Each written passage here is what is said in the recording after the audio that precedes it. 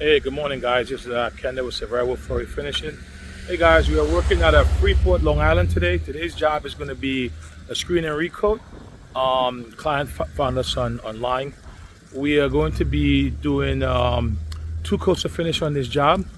Yeah, so once we get started, I'm gonna take some photos and make some videos, and I'll show you guys what we do. This is what we call our maintenance service. This service is pretty much if the floor has like minor scratches. A lot of time that the oil-based polyurethane, after like 5-6 years, it turns really yellow.